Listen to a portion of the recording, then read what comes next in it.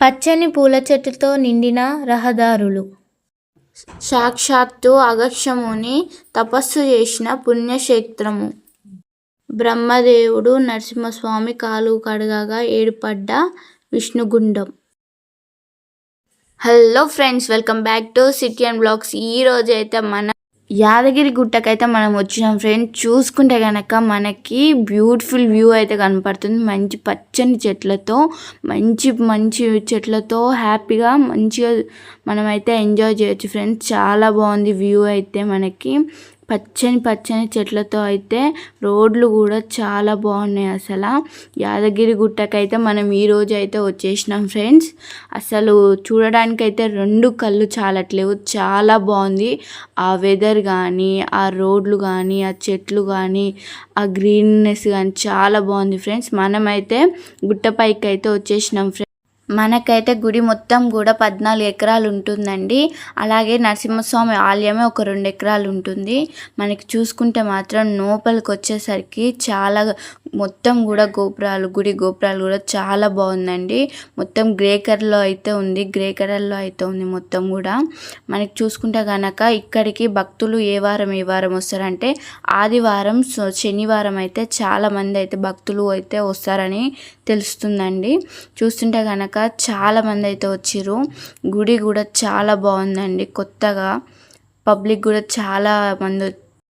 చాలామంది భక్తులు అయితే వచ్చిర్రండి. మనకైతే చూసుకుంటే యాదగిరి గుట్టలోకి ఇక్కడ చూసుకుంటే కనుక అండి, మనకి గోపురం ఒకే రాయితోటి 90 అడుగుల గోపురాన్ని అయితే మనకి ఎక్కడ లేనట్టు విధంగా ఈ యాదగిరి గుట్టలో ఉందండి. చాలామంది భక్తులు వచ్చారు. చాలా విశాలమైన ప్లేసెస్ ఉన్నాయండి.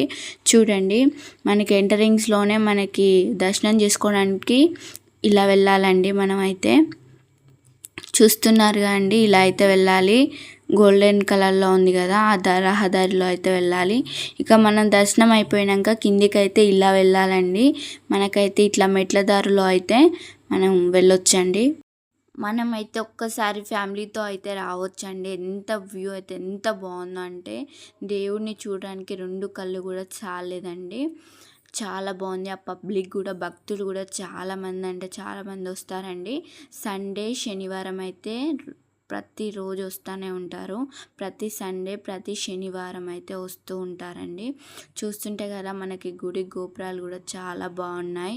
మనకి లడ్లు కూడా, ప్రసాదాలు కూడా తీసుకోవచ్చు. అలాగే శివాలయానికి దారి కూడా ఇదేనండి. శివాలయం కూడా ఉంటుంది దానికి ఆపోజిట్. చూడండి, మనమైతే శివాలయంకి అయితే ఎంటర్ అవుతున్నాము. చూస్తున్నారు కదండి, మనకి ఎంత బాగుందో. గోపురం కూడా చాలా బ్యూటిఫుల్గా ఉంది. మీరు కూడా తప్పకుండా ఒకసారి అయితే రావడానికి ట్రై చేయండి ఫ్యామిలీతో అయితే. మనకి నందేశ్వరుడు కూడా చాలా బాగుండు. గుడి మొత్తం చాలా బ్యూటిఫుల్గా ఉంది. అసలు 2 కళ్ళు కూడా చాలట్లేదండి. చాలా బాగుంది అసలు. అలాగే ఈ ఆలయానికి ఈ రాయి పేరు ఏంటంటే అండి, కృష్ణశిల రాయి అనమాట. ఈ రాయి మొత్తం కూడా కృష్ణశిల రాయి అనే ఒక రాయితోటి మొత్తం అయితే నిర్మించారండి ఈ ఆలయాన్ని అయితే. అలాగే ఈ ఆలయం రాయికైతే అసలు పగుళ్ళు అనేవే రావంట అండి. 1000 సంవత్సరాల వరకైనా పగుళ్ళు అనేవే రావన్నమాట. అలాగే మనకి ఈ ఆలయంలో ఒక ప్రత్యేకత ఉందండి. మనకి ఎండాకాలంలో మంచిగా చల్లదనాన్ని, వర్షాకాలంలో వెచ్చదనాన్ని మనకైతే ఆలయంలో అయితే ఉంటుందన్నమాట. అలా అయితే ఉంటుందంట ఆలయం అయితే.